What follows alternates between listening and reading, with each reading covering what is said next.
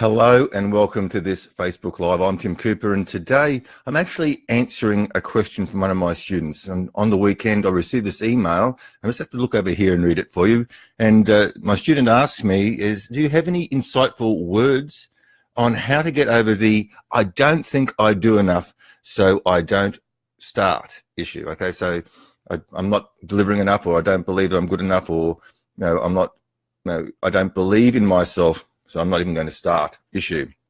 And I said, I received this email on Saturday, and I just didn't want to give an off-the-cuff answer. I respect my students too much for that. So this has been sort of rattling around in the back of my head since Saturday. And here's what I'm going to share with you today about this issue. And I'm also going to share some of my personal experience just to help you along the way. So look, there are many reasons. Many reasons for procrastination and why people don't start. And we're going to touch on three. We're going to touch on three today. Okay. So the first reason, of course, is a lack of passion. You're just not interested. It doesn't ring your bells. It doesn't get you excited. And so it's very hard to get motivated and start doing stuff if you're not interested.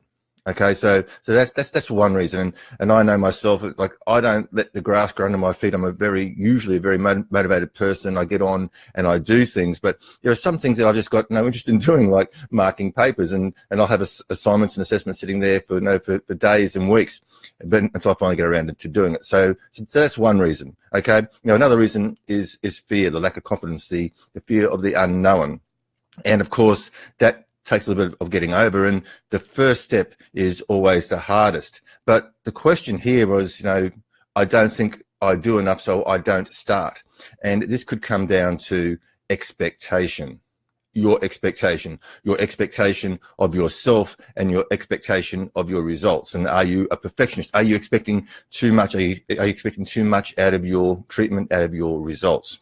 Okay, like when I'm teaching my students about clinic and talking about having those clients come back and having happy clients, I say we've got to get the client's expectation on the same page as ours. Okay, we've got to educate our clients to say this is not just a one and done situations. Now, you may need to come back for multiple treatments before you see a result. So we've got to educate them and get their expectation back to a realistic state. Now, what happens over time takes time to fix. By the same token, you've got to get your own expectations under control as well, and realize that the only way that you're going to get better and the only way that you're going to do more is to gain new skills and practice.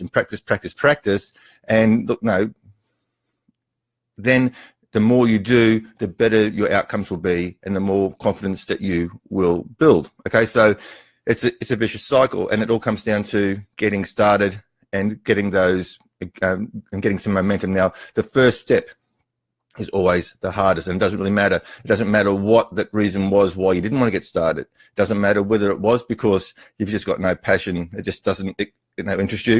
It doesn't matter whether it was fear. It doesn't matter whether it's expectation. Taking that first step out of that comfort zone and moving forward is always difficult. Now, I just want to explain something to you. It's like I'm learning a new video editing. I love video. I love marketing. As you know, even like if you look at my Facebook page and my YouTube, and I've got video all over the place. I love video, and I want to take my video editing to the next level. So I'm learning this new software, and it's been very frustrating. And being a little bit of a perfectionist at heart, okay, I'm having sort of difficulties publishing stuff that isn't perfect. But I've got to. I say it's better done than not. Done's better than nothing. So if you can work to that 80%, then at least you're getting stuff done. And as I'm getting stuff done and published and I'm putting out there, I'm getting feedback, and then I make changes and I'm getting better. Okay. Now, but if my expectation was I'm only going to put something out that is absolutely dazzling and spectacular, it wouldn't happen. Okay. So you've got to get your expectations in line, and there is no such thing as perfectionism. Okay. So you've got to look at your reasons. Why do you feel that you're not doing enough? Why do you feel you're not doing enough? Is that based on what the clients are telling you, or is that based on what you feel? Is that like something inside your soul? I want you to sit down. I want you to write down 10 things that you are good at, 10 things that you are absolutely excellent at. Okay, because sometimes we just don't see ourselves in the right light. Sometimes, we're always very quick to pick up the negative things about us, what we can't do, what we're bad at, and we very rarely sit down and concentrate and look at what we're good at. So that's the first thing I want you to do. I want you to sit down and think about what you're good at. And then the next thing, as I said, the first step is the hardest, but you've got to develop momentum. Okay, success and money follows momentum. And you get momentum by getting started, by creating success habits, by creating rituals, by creating routines. Now, once again, I don't normally let the grass grow under my feet, but recently I took on a new position at a college, and also a couple of months ago, I got influenza, and I got very, very sick. And even once I was over the initial influenza, I was drained. My immune system was absolutely smashed, and I had no energy to do anything. And I was really, really frustrated because I wasn't getting anything done. Okay, I wasn't doing my videos. I wasn't doing this. I wasn't getting on talking to you guys. I wasn't doing my coaching. I had no energy, and I thought it was over. I couldn't see beyond what was happening there. I thought, no, I'm too old. I'm too run down. This is it. I've burnt the candle at both ends for too long, and it's all over. But it's not. And now nothing has changed except that I'm 2 months down the track from being sick, and I'm feeling better from that. But I've also had to change my routine. I've also had to change my rituals. Whereas I used to do my videos at a certain time of day, I've had to get out of bed an extra 10 or 15 minutes early to get this side of it done. So I've changed my stuff. So I'm still working at the same place. I'm still doing the same hours. I still got the same workload. And I've just modified my routine to allow me to do all this other stuff as well. Okay, so it's a matter of getting those success habits, getting that momentum, getting that belief.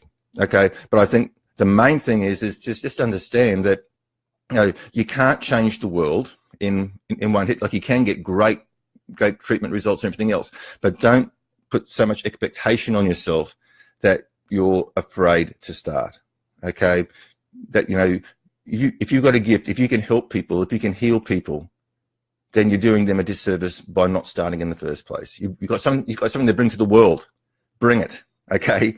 And then just improve it along the way, okay? Nobody's expecting you to be perfect. There is look, the doctors and the surgeons and the specialists, they don't have the answer for everything either. Nobody's got the answer for everything.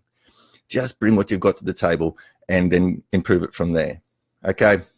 And then as you do that, you will develop your momentum. You will develop your confidence, and things are going to get a lot more easier for you along the way. That's my thought for you for the day. Okay, hope you enjoyed this. If you please take the time to like, share, and comment below. If you're watching this on YouTube, please hit that subscribe button and that little bell, and you get notified every time I post something new. Okay, so I hope you enjoyed it, and until next time, you take care.